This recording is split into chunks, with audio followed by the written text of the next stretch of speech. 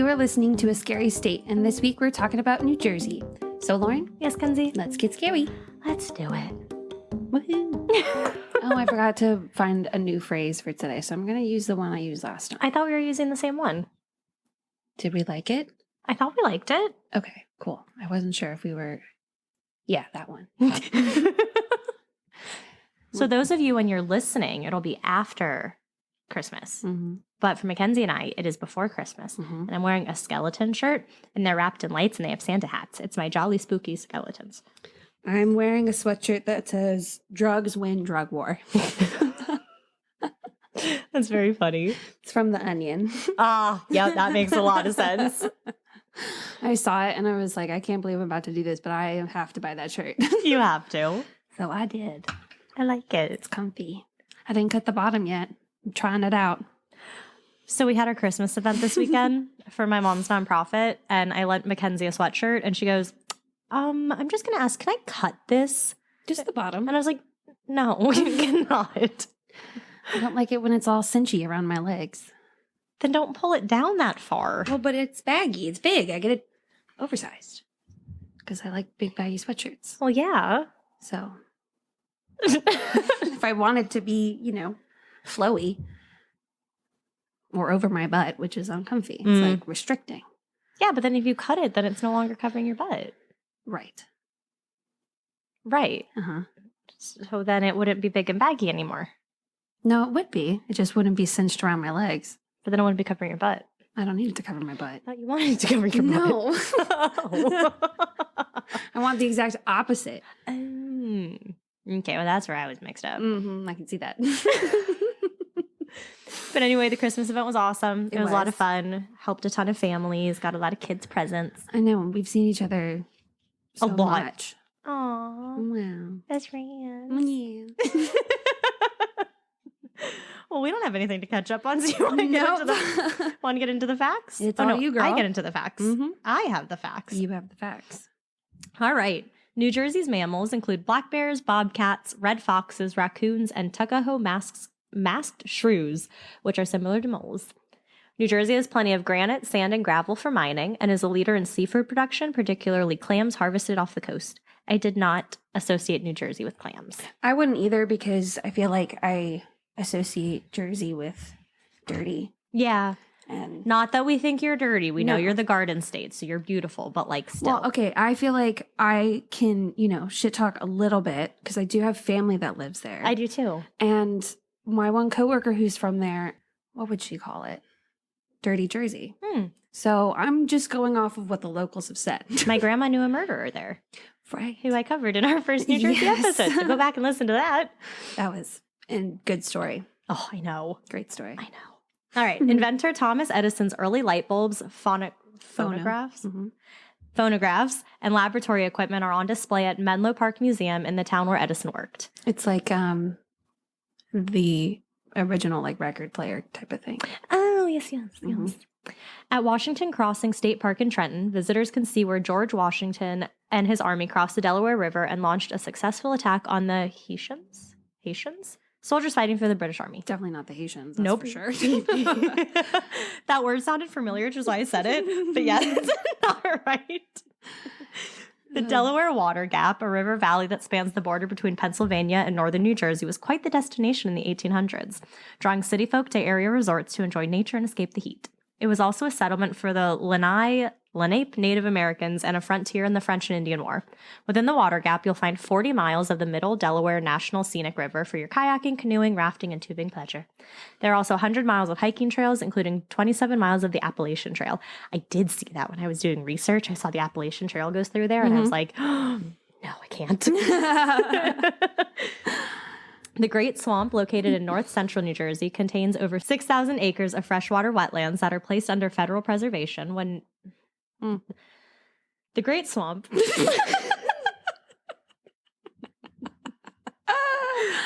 Let's try this again. Oh, I'm enjoying this. Located in north-central New Jersey, contains over 6,000 acres of freshwater wetlands that were placed under federal preservation when New Jersey locals petitioned to keep it in its primeval? Idea. In its original condition. Primeval. I don't. Primeval. I can't say that Primeval? word. Primeval? That doesn't sound right. It doesn't? I keep wanting to say like primitive, but I know that's not the word. Pronunciation. Primeval. That sounds stupid. Isn't that what I said? No, I said primeval. It's primeval. It sounds like a weevil, like a thing, like a weevil. What's a weevil? Like a weevil. Yeah, it's an insect. Mm. They're weevils. That's what primeval sounds like to me. Okay, we're going to move on. There are towns in New Jersey named Orange, East Orange, South Orange, and West Orange, but no North Orange. Mm-mm. Not very original there. Mm-mm. New Jersey is the largest source of manufactured silk in the United States. Serial killer Richard Beigenwald, who was active from 1974 to 1983, was dubbed the Jersey Shore Thrill Killer because he abducted a majority of his female victims from the beaches of the Jersey Shore. The famous 4-mile-long Atlantic City boardwalk isn't actually named for the wooden planks with which it was constructed, but for the man who designed it in the 1870s, Alexander Boardman. Interesting. Right? Paterson, New Jersey, was the United States' first planned industrial city. It was founded in 1792 by Alexander Hamilton, America's first Secretary of the Treasury. I love that play. I know you do. Despite its beginning as the nation's central manufacturing hub, by 1983, Paterson had become the 5th poorest city in the entire United States. With over 600 diners throughout the state, New Jersey has more diners than any other state in America and is known as the diner capital of the world. I love a diner. I love diners. Love them. The first ever college football game took place in New Brunswick, New Jersey in 1869 when Princeton lost to Rutgers in front of an audience of around 100 people. That's so small. What's crazy to think about is that was 6 years after the Emancipation Proclamation. The first football game was played. That is wild. History's timeline, when you actually, instead of learning it all linear, figure out how like things were happening simultaneously. There was one thing, Sweet Caroline. That song came out, I think, when Picasso was alive. So it's like chances are he could have listened to that song. Picasso is, I think people think of him as like something like Michelangelo or, yes, or one Da of like Vinci the or whatever. early Renaissance painters. And I'm like, no. He was pretty modern. Like, yes. He wasn't that long ago. But isn't that weird to think about? He probably sang along to Sweet Caroline on the radio. So there was one I saw where it said that Rosa Parks, I think, passed in 2005. And Shrek came out, or 2004, something like that. And Shrek came out in like 2001 or 2002. So there's a possibility that Rosa Parks watched Shrek. See, things like that are weird. They don't click the way that they're supposed to. George Washington didn't know about the existence of dinosaurs because it hadn't been discovered yet. Ew. Anne Frank, Martin Luther King, and wasn't it Betty White? Maybe it was Betty White, all born in the same year. Yeah. Yeah. Wild. Right? History, man. Fascinating. New Jersey is slightly larger than the city of El Salvador and Djibouti. Does that mean? What that means is. What that means is you could fit.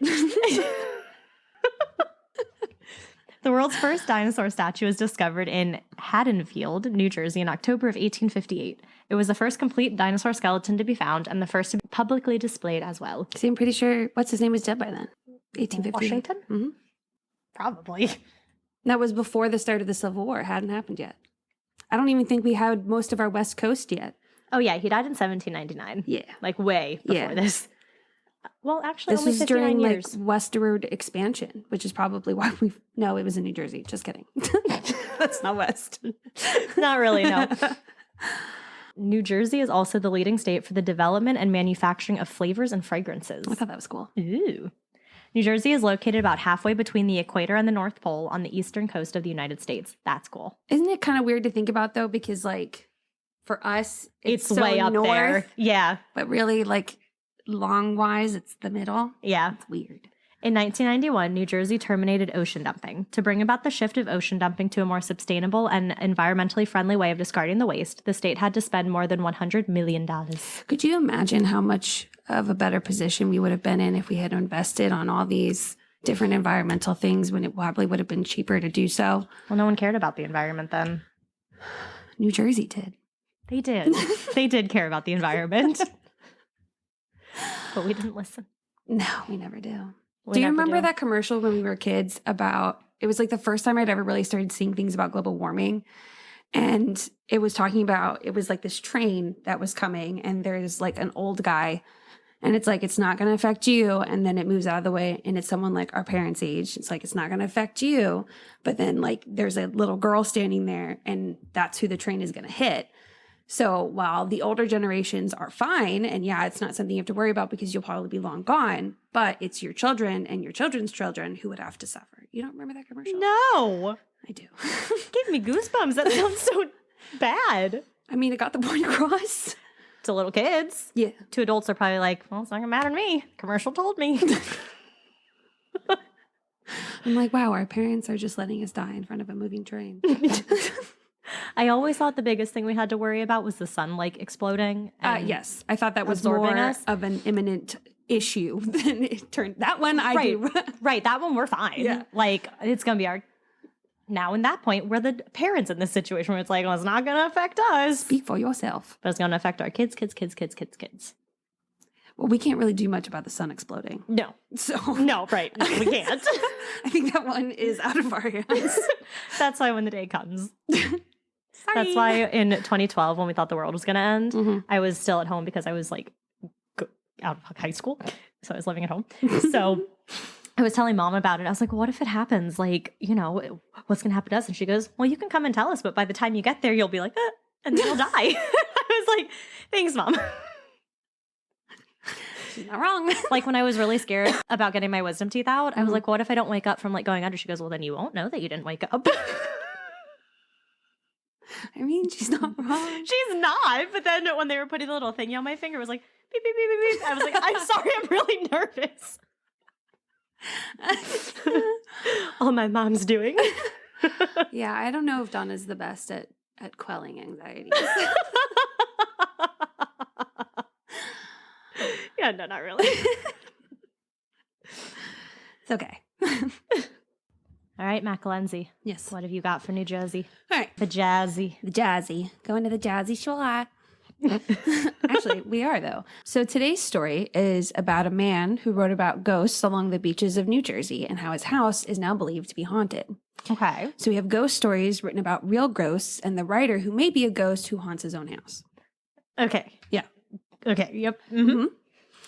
So Ernest Hemingway expressed, quote, Henry James, Stephen Crane, and Mark Twain are the good writers. However, there is no specific order for their greatness.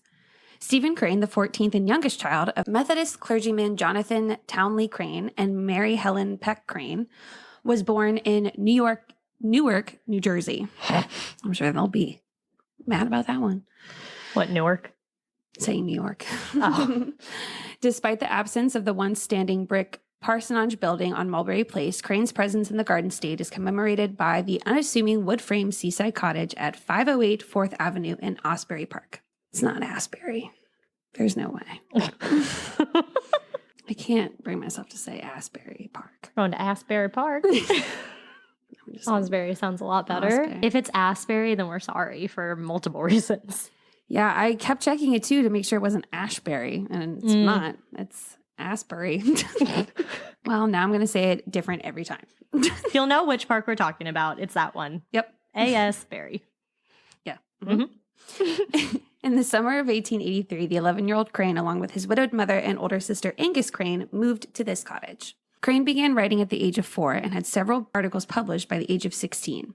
Having little interest in university studies, though he was active in a fraternity, shocking, he left Syracuse University in 1891 to work as a reporter and writer. Before achieving notoriety in American literature, Stephen Crane toiled as a humble newspaper reporter in Asbury Park, gathering ghost stories. Even 2 years after departing for New York City, the particular tales from the Jersey Shore lingered in his mind. In 1894, he assembled these stories and published them in the New York Press, chronicling the spectral encounters with a wicked Tory captain, a phantom Native American, and a ghostly black hound. Crane's fascination with the supernatural persisted throughout his lifetime and may have even transcended, as legend suggests that he now haunts the very Asbury Park building where he once resided. So we're going to talk about these ghosts. So, of all the brightly attired city people who throng this place during the summer months, not one seems to care a penny for the ghosts that line the New Jersey's famous stretch of seacoast. This is the first line in Crane's Ghost on the Jersey Coast. Oh. Rhymes. Oh, that was a good title. Right? Dang, can't take it now. Damn. I know. Under it. Crane. So he goes on to say, quote, some parts of the coast are fairly jammed with hobgoblins, white ladies, grave lights, phantom ships, prowling crossbacks. I love phantom ships. I don't know why. I just think that's so cool. Well, there's one here. Yes. So the story starts in Branchburg, where locals had reported seeing what they call will-o'-the-wisp, which is like will-o-the-wisp. Oh. Yeah. Okay. So, I don't know. This is an atmospheric, ghostly light witnessed at night, especially over bogs, swamps, and marshes. These will-o'-the-wisp are said to be fairies, ghosts, or spirits that will mislead travelers by resembling lamps or lanterns. So Crane writes, in Branchburg, too, there are people who will pummel your features well if you deny the dim blush light that floats above the long grave wherein lie the dead, flickering and sputtering in spectral wrath whenever any attempt is made after gold is said to have been buried with the bodies of the unfortunate sailors and immigrants. On Deal Beach, Crane writes about the ghosts of two young lovers whose fate is unknown, but whose love is enduring. He writes, at Del Beach, a youth and a maiden, impalpable as sea mist. God, why do you use these 1,800 words? How dare he use words from his time?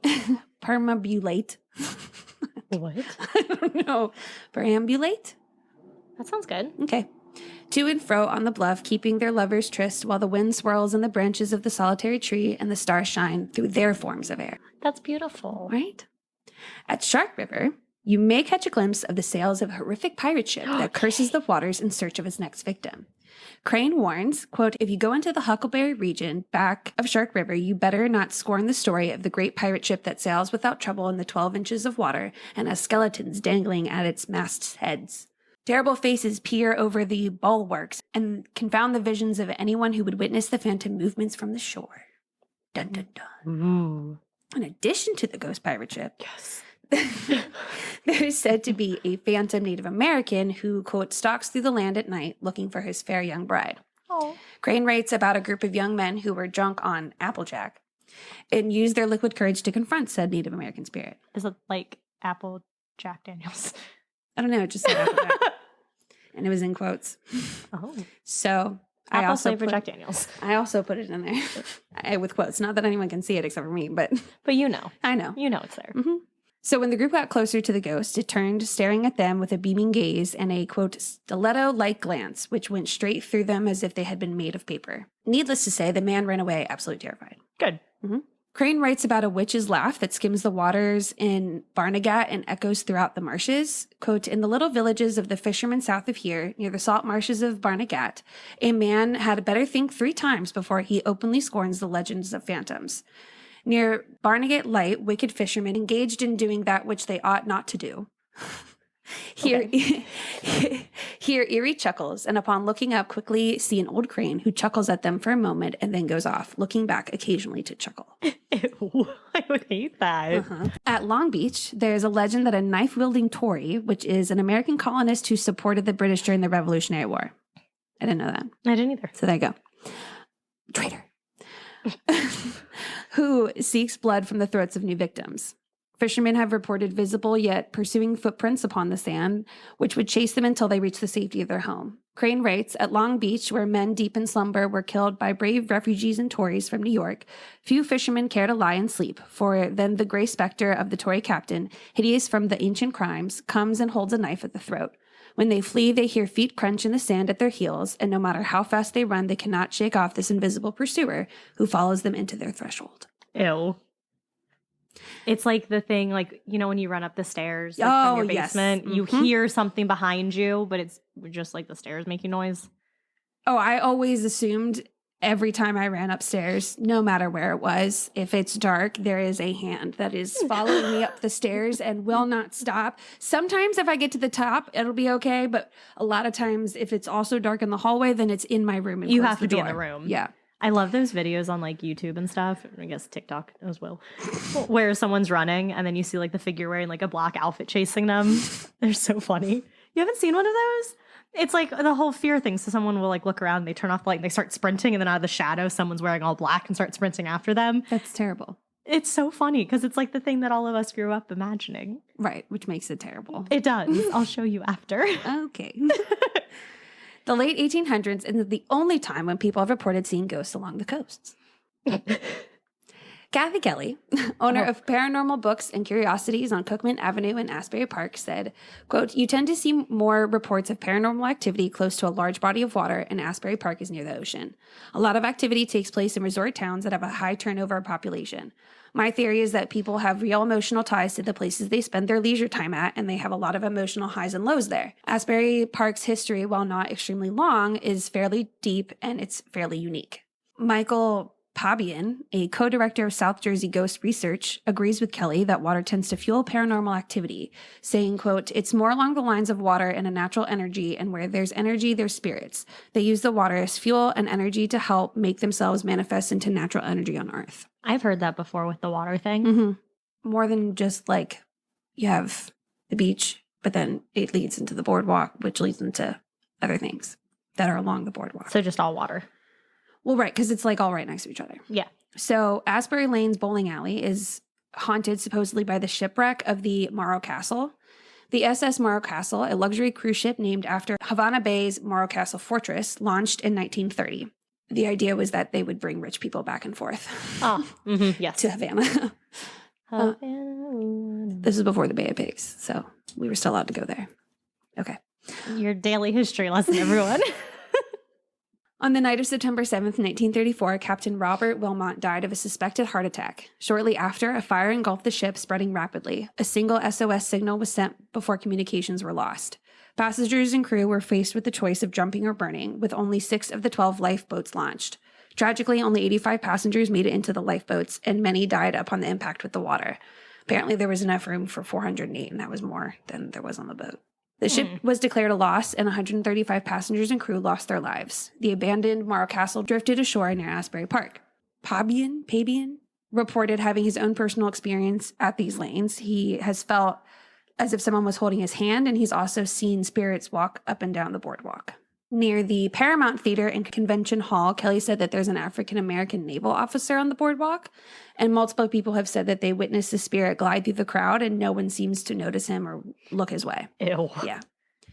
Kelly says a lot can be learned from spirits and their history. She says, quote, "Regardless if you believe in ghosts or spirits or preternatural experiences, there is a timelessness to a thing like the sea. The world around us can change, but the ocean is timeless." Ooh. So there are rumors suggesting that Stephen's fascination with the supernatural persisted even after his death, with claims that a spirit still haunts the Asbury Park residence where he once lived. That's kind of fun. Yeah. So I writes hope about he got all of the answers that he wanted. You know? I hope so. Well, we don't know for sure if he's haunting the place, but he did write about the ghosts. And when I Googled ghosts on the beach, apparently it's still a thing. Because it would be cool if, like, he studied all these ghosts and then he became a ghost. Right. I feel like it's fitting. Like, okay, Exactly. I know how this stuff works now, so I'm going to haunt this place. And then any questions he has, they're kind of, like, answered now. Yeah. Yeah, that's nice. Yeah. A nice spin on things. He died at a very young age. Oh. He died at like 28. Oh. Yeah, from tuberculosis. Ugh. Yeah. So, but he didn't live in this house his whole life. Mm-hmm. We'll get into it. Okay. To fund the publication of his debut novel, Maggie, A Girl of the Streets, 1893, Stephen sold his stake in the house and never returned again. However, does this deter his ghost? The Crane family sold the house in 1899, and since then it's housed squatters, hotel guests, the Asbury Park Historical Society, and maybe more.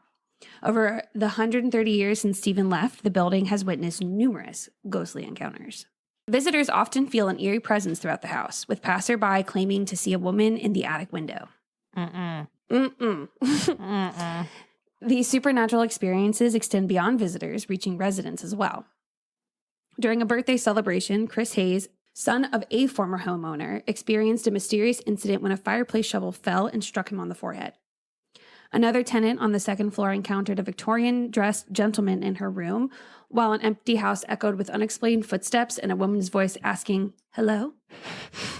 Paranormal activity includes firmly latched door openings, moving fire pokers, and unsettling sounds of crying and children playing at night. Paranormal researchers in the Sci-Fi Channel's Ghost Hunters explored the house in 2010. Of course they did. It's season 6, episode 4. I did not watch it. Capturing unexplained door movements and recording a disembodied voice. I figured I already know what happens. You don't need to see I it. don't need to see You it. got a nice little summary. Mm-hmm. So the question remains, are these occurrences linked to Stephen Crane's specter, or are they other ghostly inhabitants? Tom Chisek wrote for Weird New Jersey in 2014 and goes more in depth about the different rooms of the house. I used Weird New Jersey too. That had great stuff. They do. The third story of the house, currently unfinished in an uninsulated attic storage space, had actually been used as some rather sad living quarters for later residents of the fated hotel. And rumors have long circulated of deaths that have occupied there. One of the most often told stories of the Crane house is of a ghostly woman who has been seen gazing from the window of the attic tower. The most allegedly haunted room in the house, a peaceful little room with blood-red walls. Yes, peaceful. That Brother Luther went through his long and maddening withdrawal. His brother. Okay. And at least one former renter has claimed to have been spooked by a nocturnal visitation of a man in Victorian-era garb. While the space has been pleasingly renovated in recent months, it's also been spoken of as a focal point of negative energy. And as a casual aim of the camera in its unrenovated state has been known to reveal a rather disconcerting face-in-the-wall effect. Ew. As the Crane's current writer in residence, so the guy who wrote it, is currently renting and living there. Mm-hmm. And renter of the house secret apartment, yours truly has been guilty of enhancing the Halloween vibe via the strategic placing of spooky masks and mannequins in those lowly upper windows.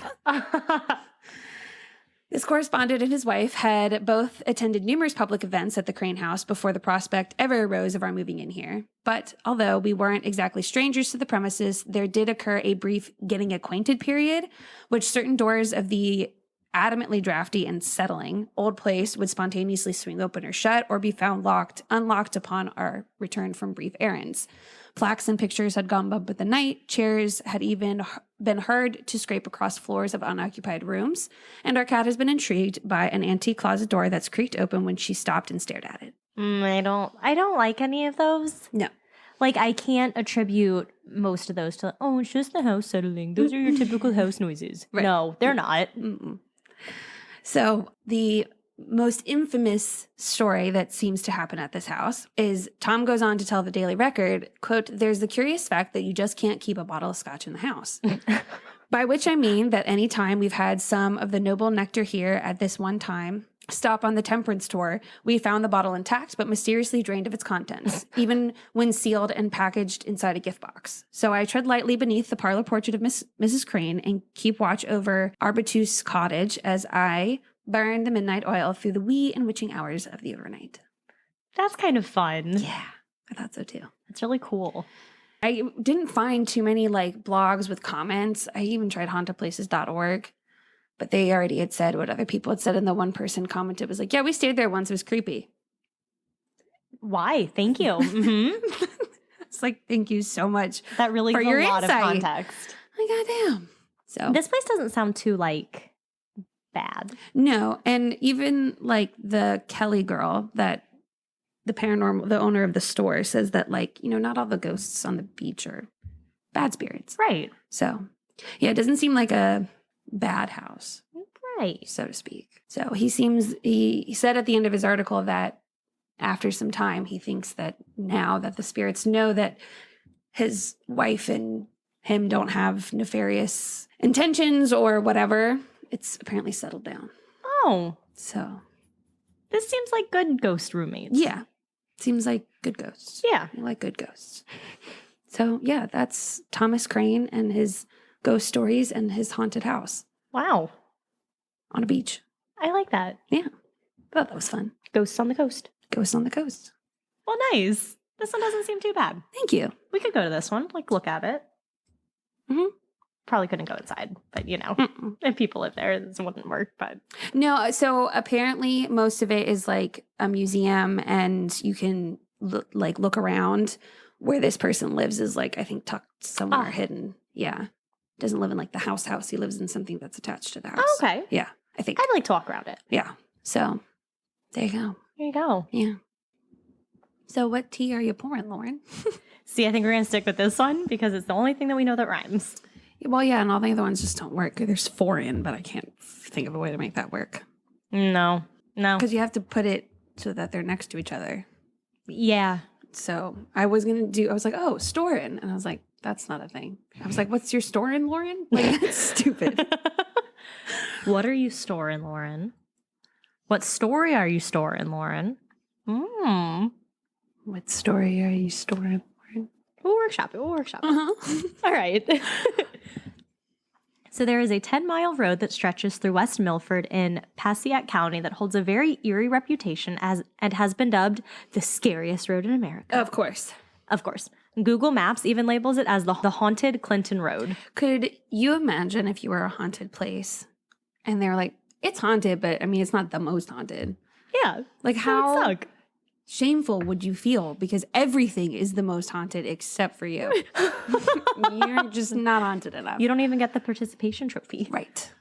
So Clinton is known for the many paranormal and supernatural things that reside and occur on it. A local police chief even said it's, quote, a long, desolate stretch and makes the imagination go nuts. In addition to the scary things on this road, one thing maybe stands above the rest. What? Just had an intrusive thought about a TikTok I saw when you started talking about roads and how the roads on the West Coast, it's just like flat, straight, nothing for miles. And all the people who lived on the East Coast were like, I would be flying down that road. Oh my gosh, yes. I think they make the roads curvy over here so that you have to stop and go slow. Like everyone's like, I'd be going so fast. Well, this road is one of those twisty-turny roads. Yeah. But the one scary thing that stands above all of them, this road is known for having the country's longest traffic light. What?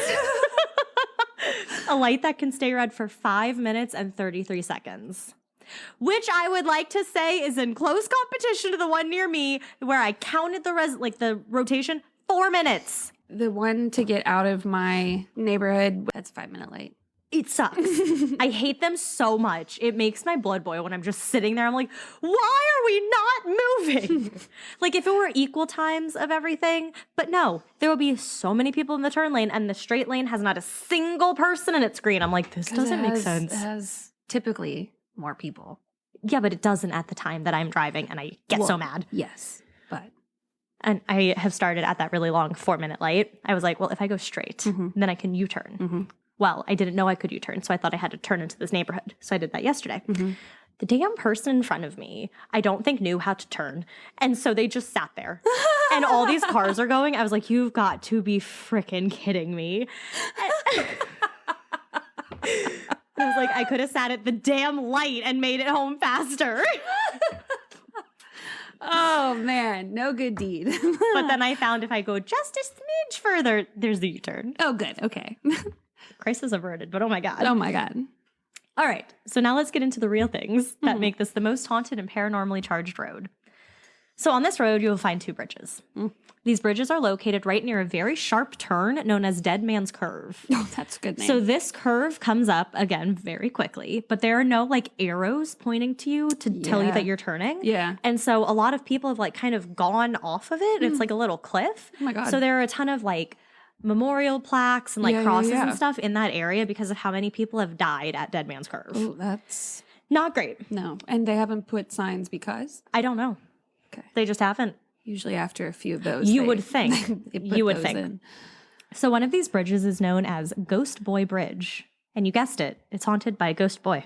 I was really hoping it was something else because that would have just been hilarious. Like when there's a big man named Tiny. Yes, exactly.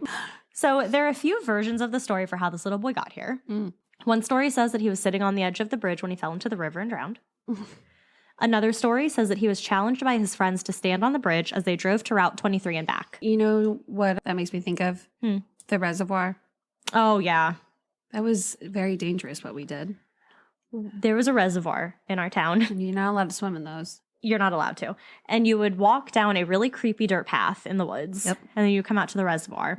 And there was a bridge, and you would jump off of the bridge. You couldn't jump off of one side because that side wasn't deep enough, and someone broke their leg. And there was that filter thingy. Yes. Yeah. So you had to jump off of the other side. Yes. Well, then soon they were like, too many people are doing this. So they put like a gate around it. Well, then people then we just climbed climb over. around that. We just climbed over. Yeah.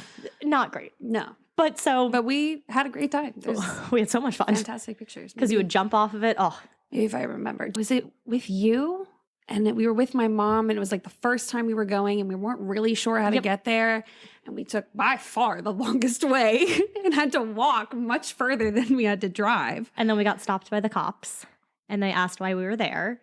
And your mom was like, oh, they were just being girls playing in the weeds. I do not remember that part. I do. That's hilarious. And because your mom was so like cute and pretty, we got off, no problem. Just like another time when she was speeding. We were in the car that was with her. with you? Yep, we're speeding, and a cop pulls her over, and the cop is like, ma'am, do you know how fast you're going? And Mackenzie's mom goes, no, I just totally lost track. We're just being girls and just giggling. I'm so sorry. And she was like, I think he asked too, like, do you know what the speed limit is? And there was a speed limit sign right in front of us. So we got a warning. Yeah. She's wearing a cute little halter top. Yup. And Laura and I are both like, Mom, you got to set up a ticket because you're hot. Oh, man. Good times. All right, it's back to the sad road. Yes. So the other version is that he was challenged by his friends to stand on the bridge as they drove to Route 23 and back. I guess it's some dare. I don't know. So he stood. The friends drove off. By the time they returned, they found their friend dead. I don't understand. I don't either. I feel like then that's not the possible story because that just doesn't make any sense. Well, here's the last one, the most well-known. Okay. So this one is that the little boy was walking across the bridge when he saw a quarter in the middle of the road. He walked into the road to retrieve the shiny quarter. Stories vary here, but he was either struck by a car when he bent down to pick up the quarter, or he backed away to avoid getting hit by the car. When he backed up, he fell into the river underneath where he drowned. So he died on this bridge. Yeah. Mm-hmm. But however he got here, if you want to summon him, right around midnight, all I you need... wouldn't want to do that. I know. No, but if you want to, if you're one of those people who really wants to, all you need to do is throw a coin into the river below. The little boy will either toss the coin back to you or place it back up on the bridge. Oh, no. Sometimes he will leave it on the yellow line in the middle of the road where it is said that he originally found a coin. Okay, see, I could maybe actually do that because there's no direct interaction. And that one, it also said like most of the time you'll throw the coin, whatever you'll leave, you'll come back in the morning and it's there. Yeah. So you're seeing it in the daytime, which is a lot happier. Mm-hmm, for sure. If you decide to get out of your car and are standing too close to the edge of the bridge, you may feel a little push, like something is pushing you away from the edge. Or if your car is parked on the bridge and you get out, you will see a quarter drop. If you bend down to pick up the quarter, you will also feel a push. It's a little boy trying to push you into the river below to save you from being hit by a car. He sounds like a good ghost. No. He's not trying to kill you. He's trying to keep you out of things. But hands to yourself and mind your business. So many people have had experiences at Ghost Boy Bridge. Dina from West Milford is one of those people. Mm-hmm. She went with some friends to actually test the claim about the whole coin thing. So she went to the bridge and threw a quarter off. Not even a minute later, Dina and her friends heard a bloop, as if the coin had been thrown onto the ground. When they looked down into the water, it was filled with ripples, and when they looked closer at the water, a child's reflection. No. So this reflection is a very commonly reported thing. So many people will see the little boy's face reflected back in the still coin-filled water. If there's something I don't fuck with, it's reflections. Oh, I know. Anonymous also had an experience. So they never gave their name, but they gave their friend Mike's name.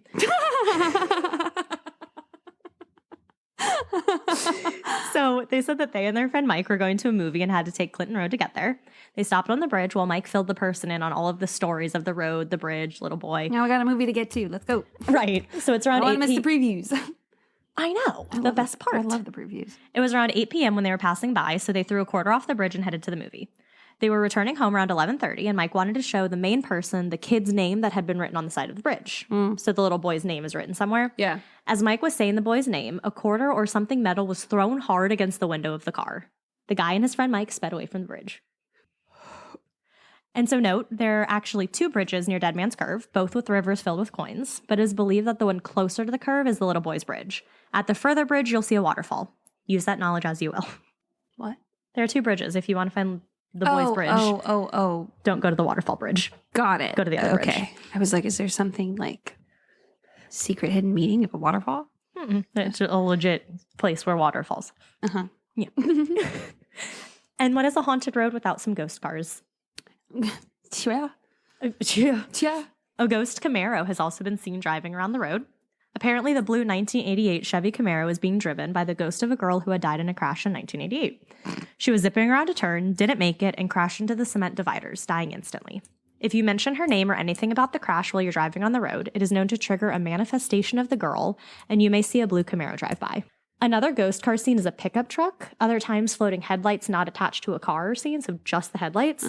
This truck and the lights appear out of nowhere and chase drivers to the end of the road. Once the driver reaches the end, the lights or the truck disappear instantly. Many people have reported seeing these lights and being chased by these ghost cars, only for them to vanish as instantly as they appeared. Some others have even reported being hit or driven off of the road by this ghost car, usually described as either a dark pickup or a red truck. Oh my God. Yeah, one person, their story didn't make sense, because 9 times out of 10 when people write online, you're like, what are you trying to say? Right. But they wrote about how this car, like, hit them. They felt the hit, and they went out to look, and there wasn't, like, any, like, dent or anything on their car. I don't know. It wasn't a very well-written story, but it sounded interesting. So, back in the woods, tucked away, are the ruins of what used to be a grand 3-story stone and wood structure commonly known as the Cross Castle. This house was built back in 1905 by Richard Cross for his family. They had named it Bear Fort. Richard lived there with his wife and 3 children until his death in 1917. Just 2 years later, in 1919, his family sold the property to the city of Newark. So we both have Newark. Yeah. There it sat abandoned until years later a fire ripped through the house, destroying absolutely everything and leaving only the structure behind. In 1988, after being deemed unsafe, the building was completely demolished, leaving only the foundation. Before and even after the fire, the structure played host to many, becoming a haven for Satanists' ceremonies as well as KKK meetings. Oh, goody. One legend even states that every October 31st, Cross Castle rebuilds itself for the night so that the KKK can make a sacrifice, usually a goat. I was about that story until the end. Yeah. The allure of this land for those nefarious groups could be due to the legends that say that since before the castle was even built, the surrounding woods were believed to be evil and full of witches and bad spirits. And the fear is so ingrained that few people are ever willing to enter the woods in general, with even fewer daring to enter at night. But those who have entered the woods Call that common sense. You would think, don't go into woods, don't do it at night. So those who have entered the woods and have made their way to the structure have experienced quite a few strange occurrences. Some who have entered have reported hearing strange chanting, chains rattling, and manic laughter. Remains of animal sacrifices are found littered all around. Others have had unexplained seizures. Oh my God. One group of friends went up to the castle to sit around the fire, drink, hang out. The moment they started hearing chanting, their friend started to have a seizure. Oh my. Then once the chanting stopped, the friend came to with no recollection of what had just happened to her. Well, that part's not strange. There's a lot of people that say that you don't remember what happens when you have a seizure. But the chanting is scary. Well, yeah. that part, sure. But that one little end there is definitely... That's where the truth is. It's definitely true. Some walk away with unexplained bruises. One guy walked away with... that wouldn't do anything for me. Well, he walked away with bruises around his neck. Like, choking bruises. Yeah, I mean, I guess so. But they just pop up and I'm like, a new friend. Hi. Those who have been brave enough to actually cross the threshold into the ruins have reported going stiff and seeing horrible visions in their heads. Ew. One girl saw a vision of a little boy being slaughtered. Ah! According to Weird New Jersey, quote, visitors have written telling of strange occurrences in or near the castle site, such as people going into seizures and having bruises appearing on their bodies afterwards, or having strange, disturbing visions. Writings that suggest satanic symbols have been reported as appearing on the castle's interior walls, particularly in areas that were supposedly inaccessible. Ooh. Naturally, we have some who have dared to enter the grounds. So Scott told a story from back in 1977. So he told how he and his friends went up to the castle to camp one night. As they entered the ruins, they discovered that someone had put up 2 huge boards with words spelled out in red paint. So Scott wrote it down in his journal and forgot about it until years later. All those years later, he stumbled upon the journal and went to look back at what had been written inside.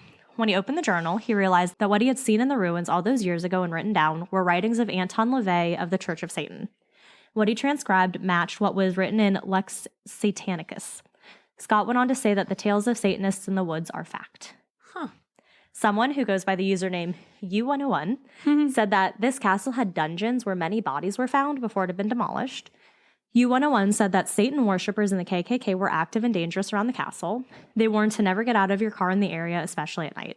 They told the story of how it was determined that these hooded figures wearing all white were the KKK. So a truck full of stoned teenagers were driving down the road when one of the hooded figures stepped into the road, stopping them in their tracks. He only let them pass after he looked over each person to, quote, verify their whiteness, the purity of their blood. Yes. Yeah. A person named Sly told a story about 2 brothers, John and Bill, who had had an encounter with the KKK in the woods. John and Bill would often drive through West Milford looking for stories to match the legends. So they knew the legends. They wanted to prove the legends. Yeah. One night, as they were driving down this familiar road, they noticed a bonfire near the castle. As they got closer, they saw a group of people dressed in robes standing all around it. The leader was dressed in your typical KKK gear. Mm-hmm. Suddenly, one of the members glanced over to where John and Bill were, spotting them. He yelled out and told them to stay where they were. Obviously, the boys noped out of there, got in their car, and took off. Noped out of there. The hooded figures then got into their cars and started following the boys. John and Bill even said the robed figures had shotguns with them. Okay, see, that seems silly because they didn't obviously see their faces. Like, let it go. The KKK people saw their faces. No, I mean, but why are they chasing them? If the guys didn't see their faces, it's not like they can go and report specifically. I don't know. So Sly didn't elaborate any further, but I assume John and Bill got away because then how else could they have told the story? Right. Makes sense. But not everyone who has encounters has gotten away, and those are stories we will never hear. Ooh. So we have the furnace. So hidden in the moss and foliage is an 18th century iron smelter, which is believed to date back to the Revolutionary War and the War of 1812. According to the Register of Historic Places, the furnace is known as the Clinton Furnace. But to many others, it has been given the nickname of the Druidic Temple. It is said that local Druids would practice their rituals here, mainly human sacrifice. What is that? It's like a religion. Why? That much I gathered. Well, then what is what? But like, what do they believe? What's the base? Like, what is? I did not look into that. Lame. You know what? On study.com, while there are no set texts or traditions for the Druid religion, most Druids believe in the following. Spiritual truth is found in nature and all things are interconnected. Honoring one's ancestors and the divine through celebration is integral. Souls go to another place when they die.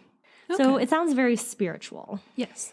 Yeah. They're taught to doctrinate of transmigration of souls and discuss the nature and power of the gods. So, but they also did human sacrifice. I can see that. Yes. So legends say that you should never come to this furnace unannounced, as horrible things are said to happen to those who have entered unannounced or at inopportune times. I mean, it's only polite to let someone know that you're coming over. I'm coming. Is this an opportune time? Even back in 1905, a man named J. Percy Cran wrote about the woods just beyond the furnace. He said, quote, "It was never advisable to pass through the 5-mile woods after dark, for tradition tells us that they were infested with bands of robbers and counterfeiters, to say nothing of the witches that held their nightly dances and carousels at Green Island, and the ghosts that then made their appearance in such frightful forms. It was more terrifying to the peaceful inhabitants than wild animals or even the Indians that often passed." So bad woods. Don't go near the furnace. Yeah. So the furnace has since been fenced off to prevent trespassers from entering, which may be a good thing. Okay, so now, in May of 1983, a cyclist was riding down Clinton Road when he noticed vultures picking at something large in the woods close to the road. The cyclist got off of his bike and walked to whatever this thing was in the woods. It was wrapped in a bag, so the cyclist started to open the bag. What? First mistake. What did they do wrong here? To their horror, they discovered it was a human corpse. Oh my God, I can't even imagine. I literally, okay, am I the only person who? Yes. Let me ask the question. I know the answer. It's yes. Yes, you are. When I drive down the road and I see a plastic bag on the side of the road, sometimes I think, could there be a body in there? You've never thought that. In the years that you have been doing this podcast with me, you have never thought that. No, I said, that's trash. It's none of my business. I agree it's none of my business, but I wonder. I think for me though, because of like how jumpy I am with dead animals. You would not. I would not. No. Yeah, I was on a walk once and there was a dead squirrel and it scared me because I didn't expect there to be a dead squirrel in my path. Right. It scared the shit out of me. So an autopsy was conducted on this body, and it was concluded that the corpse was of a man who had died due to foul play. But the weird part was he did not die as recently as his body would suggest. So first off, his organs seemed to be decomposing at a different rate than his skin. It was also discovered that there were ice crystals in this man's veins, suggesting that he had actually died several days before he was found, but that he had been frozen to make his date of death seem more recent. Okay, yeah, that's what I was thinking. So eventually the man was identified as Daniel Debner, a known associate of the mob in Rockland County, New York, and a business associate of New Jersey local Richard Kuklinski. Authorities had actually been suspicious of Kuklinski for a while. He was suspected of being a hitman for the mob, and after a 3-year investigation, he was finally arrested. While in custody, he confessed that he was the one who had killed Debner, He went on to claim that he was responsible for the death of hundreds of men throughout his lifetime. Damn. And his method of killing, freezing victims before dumping them, became associated with Kuklinski, so much so that he soon became known as Richard Iceman Kuklinski. Oh my God. He died in prison in October of 2005. Okay. So he was like a bad dude, which I was actually No surprised kidding. that you didn't cover him. Who? This guy? Iceman. Well, I did a crime and I figured I hadn't done a haunted thing for a couple of things. So Makes sense. When we come back around to New Jersey. yeah. And covered Iceman. And so, because I also know for our next one, I'll probably end up doing It's going to be a crime. Yeah. Yeah. So So, of course, would we have a haunted road without the presence of creatures and ghostly figures? I mean, no. Right. So let's start with the creatures. It would not be haunted. It would just be a road. So a hellhound or experimental albino wolf dog. Oh, I had a dog. Yeah. I don't know if that one was like one of the made up stories or they didn't elaborate on the dog. Well, this one has been elaborated on. Okay. He's known as Wolfie, No. and he has been seen in the woods and along the road. The wolf creature is usually described as being grayish-white with red and yellowish eyes. Mm-mm. People have claimed to have been chased by this wolf and have seen it peering out at them from the woods. Another person said that the dog chased after them, but it appeared to be floating, not running. That's terrifying. Yep. The Jersey Devil is said to have made an appearance. We covered the Jersey Devil, I think, in our first Jersey episode. Yes. A couple reported being chased by a beast going at least 60 miles per hour down the road. They claimed it was either the Jersey Devil or the Hellhound. That's a fast creature. Yes, that is. That's why it's so scary. Monkeys and other unidentifiable hybrids have been spotted as well. Monkeys are not common animals to be swinging around the trees of West Milton, New Jersey. No kidding. So that was a shocking sight for a woman who saw them. Was she on any sort of hallucinogen? Nope. Are we sure? Yep. Okay. Because it is said that, if not supernatural, these weird animals may be survivors from Jungle Habitat, a nearby attraction that had closed in 1976. Ah. Maybe these animals survived and started to crossbreed, creating all sorts of new creatures. Ew. That's how we get other animals. Yeah, but it's like Like a liger. yeah, but that's like two cats. And like, a zebra, no, what is it? A donkey and a horse, they're like horses. Oh, okay. Makes a mule. Ah, yeah. That's okay. It's two of very similar A species. mermaid, a human, and a fish. Yeah, see. No. See? Gross.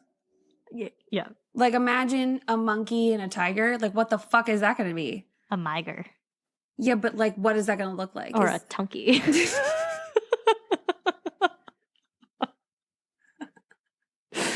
Is it going to look like a monkey with stripes? Or is it going to look like a... Oh my God, I want it to be a really big monkey. Yeah. And roars? Like, I don't know if you can do that. Well, that's one of the thoughts for how we have these weird animals on Clinton Road. Yeah. Black-eyed kids have also been reported in the area. You can learn all about them in our first Texas episode. So they will be dressed in their typical weird outfits, but they won't talk. They will only stare. Sometimes these black-eyed kids will only be visible to one person in a group. Other times, everyone can see them until they suddenly disappear. There are also figures dressed in weird outfits at odd hours of the night. When people have walked by these figures, they only stare, not saying a single word. They do the same thing as the black-eyed kids, sometimes being visible to only one person, other times completely disappearing from sight. One person told a story about when they were camping near Terrace Pond, which is a glacial turn that can be reached by hiking trails. So a tarn is like a lake area that was made by a glacier. So the pond is crystal clear and it's a great place to go swimming. A group found a good spot and decided that this is where they wanted to camp. They set up all their equipment, started a fire, and were just hanging out. Around 1 a.m., 2 park rangers seen the fire, walked up to the group. The rangers said that they were concerned about the fire and the drinking. They told the group to just keep it down, be mindful of the fire, be mindful of the area. Their group apologized, but asked if where they were camping was okay, and if their cars, which were parked down on the road, were okay to be there. They wanted to verify that they wouldn't get a parking ticket, so the rangers gave them the all clear and walked away. Okay.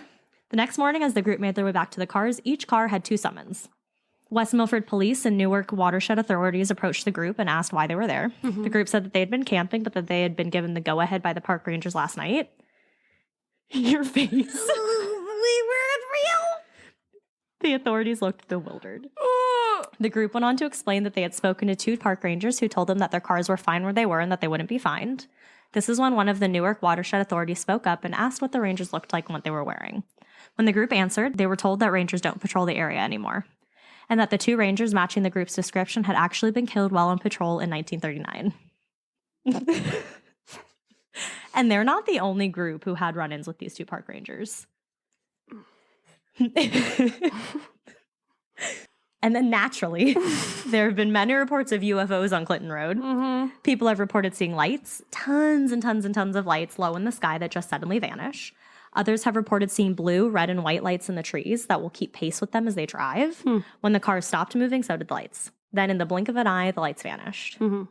So just a couple other things. So other things that people have reported and felt is the intense feeling of being watched by something in the woods. I mean, you probably are. Yeah, by one of the weird hybrid animal things. Yeah. The sound of disembodied childish laughter also fills the space. Others will be driving on the road when they all of a sudden and out of nowhere start to feel incredibly ill. There's also a feeling of pure evil that emanates from all over, the feeling that something bad will happen if you continue on. Dead Man's Corner is another place briefly mentioned as a place to be careful and avoid if you can. Someone named Allison warned that if you are at Dead Man's Corner, I'm unsure if this is also Dead Man's Curve. And if you see a cow, dead or alive, in the middle of the road, or a couch, or literally anything blocking your path, do not get out of your car. The people in the woods, they consider them they want you to get out of your car so they can kill you and eat you. She warned to just turn around and floor it away if you see anything blocking your path. And you don't want to stop your car on the road either. There's another story that talks of a couple who ran out of gas while on Clinton Road. The next morning, the boy was found dead, hanging from a tree. No idea where the girl was. So this road is also very popular, a very popular place to play the 11-mile road game. What is that?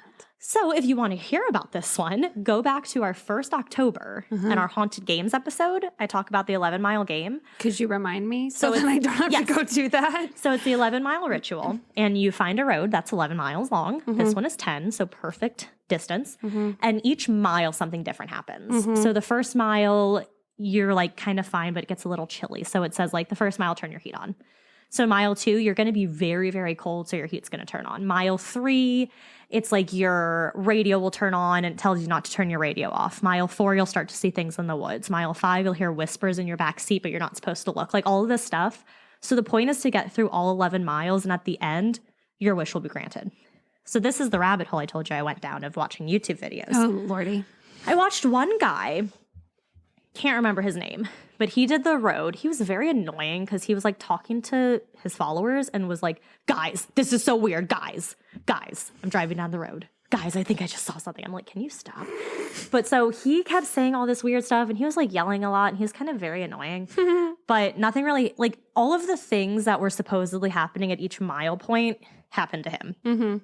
So there's one point where your car will stall, your lights will flicker, your car will stop working, things like that.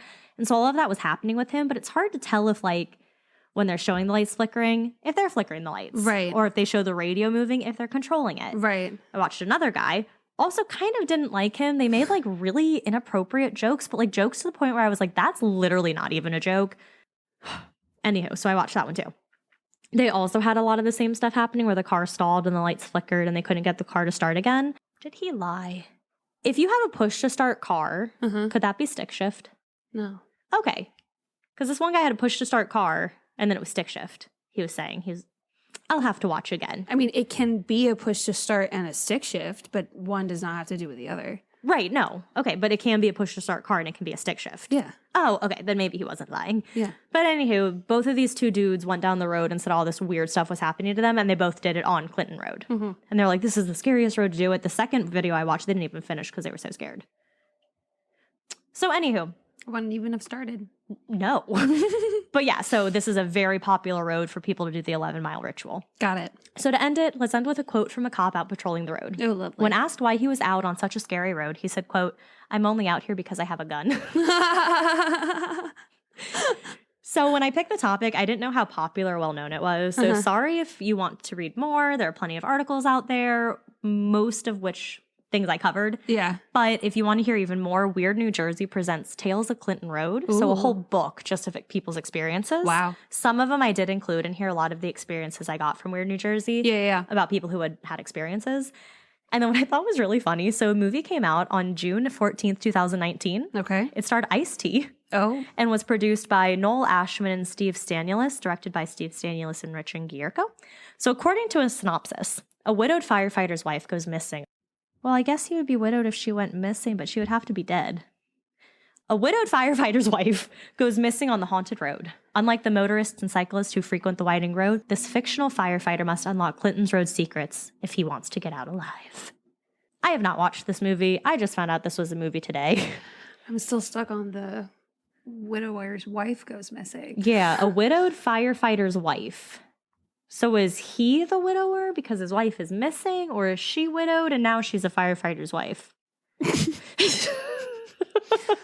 I think he would be widowed. A widowed firefighter's wife. Yeah, so the firefighter is the one who's widowed. Because his wife is missing? Well, that wouldn't make any sense. The only thing that would make sense is if it was his other wife died. And so he was widowed and then got a new wife and she disappeared. IMDb. Let's look it up. Ooh, there's also the lake on Clinton Road and the cannibals of Clinton Road. Oh, goody. All right, a widowed firefighter seeks closure after his wife goes missing on an actual haunted road. That makes a lot more sense. But seek closure, his wife just goes missing. Yeah, but it's probably she's presumed dead, which is why he's a widow. They should have worded and that he needs better. closure because he doesn't know for sure if she's dead. They should have worded that better, and I don't know a single one of these actors. Well, that one is worded right. The first one you read is not worded correctly. The first one I read was from Weird New Jersey. Yeah. Or no, some website, and they were like, this is the synopsis. No, they it's like they were trying not to plagiarize, so they put the words in a different order. And Right, they just right. made it confusing. But yeah, so that's Clinton Road. Wow, spooky. Haunted Clinton Road in New Jersey. Spooky, spooky. It is spooky, spooky. And yeah, apparently it's a really popular road. Sorry. Oh. Meh. Fun to talk about anyways. There's a whole slew of shit that I have no idea has occurred in this state.